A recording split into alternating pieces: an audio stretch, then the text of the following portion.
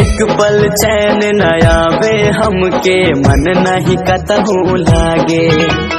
रात भर तोहरे याद में सैया, नैन हमर जागे। एक पल चैन न आवे हमके, मन नहीं कतहु लागे। रात भर तोहरे याद में सैया, नैन हमर जागे। बस याद तोहरे आवे, बस याद तोहरे आवे। रेलगरिया रेलगरिया धके आजा बलमुआ, तोहरे इंतजार बा। रेलगरिया धके आजा बलमुआ, तोहरे इंतजार बा।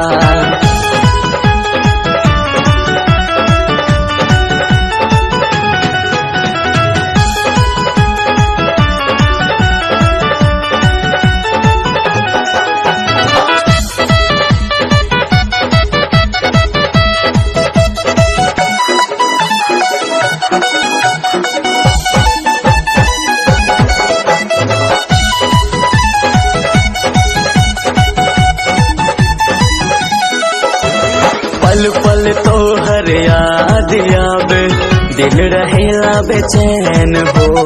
बिन पानी के मछली जैसे तड़पे रोज हम हो। पल पल तोहर याद आवे, दिल रहेला बेचैन हो। बिन पानी के मछली जैसे तड़पे रोज हम। फोन पे का कहीं करे जा हो अपना दिल के हलिया, हो अपना दिल के हलिया। रेलगरिया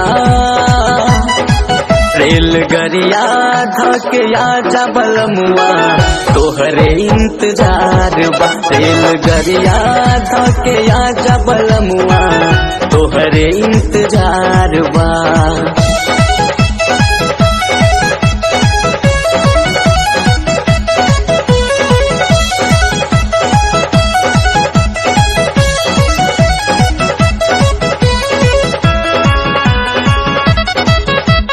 राइटर दिलीप योरी अजय के देखा रहे उन हरी के साथ हो। होते गवनवा गैला तू बहरा, गाना आवे तो के याद हो। राइटर दिलीप योरी अजय के देखा रहे उन हरी के पास हो। होते गवनवा गैला तू बहरा, गाना आवे हमर याद। अगिया हमरो जवनिया में लागल, तू त रहेला बहरा भागल, तू त रहेला बहरा भागल। रेलगरिया